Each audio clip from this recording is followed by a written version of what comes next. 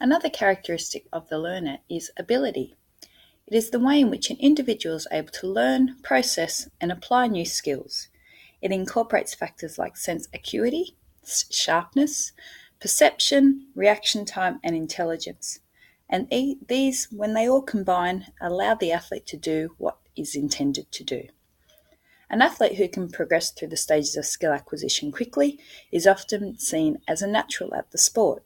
There are a number of factors that allow the athlete to not only understand what is meant to occur, but approach the skill with this knowledge and execute it with success. For example, an athlete who has good sense acuity enables the athlete to gather cues from instructional situations quickly. Learners with good sense acuity grasp key concepts, ideas, and movements easily and move through the early stages of learning promptly. Some learners possess an ability to react quickly to specific stimuli. This would be advantageous in track events when they have to respond quickly to a gun, and this can mean the difference between winning and losing. Coordination would be another factor that can affect their ability, the ability to be able to move and control parts together with accuracy. Those that are more coordinated tend to pick up things more quickly because they tend to have an understanding of how they move their body. Kinesthetic sense, again, has a close correlation to coordination. The awareness of their body, they're aware of body control and position, so knowing where their body is when they're maybe trying to attempt a difficult dive so that they don't over-rotate or under-rotate, and that can help them learn the skill. Spatial awareness, which is awareness of the actual environment around them and what's going on.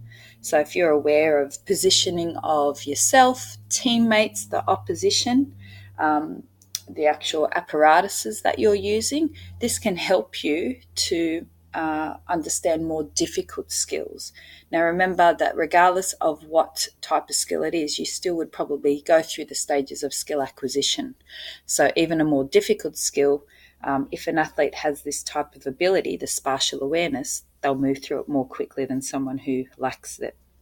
Tactical awareness is also awareness of how the apparatus feels when actually making contact with a body or another apparatus. So, for example, the feeling of the sweet spot when you hit the ball or something else well, you just know that it's a good shot, and that's tactical awareness. And again, that helps an athlete to realize, well, that worked well, that didn't work well. So that's generally in that associative stage. They can correct their errors based on that type of understanding of the tactical awareness.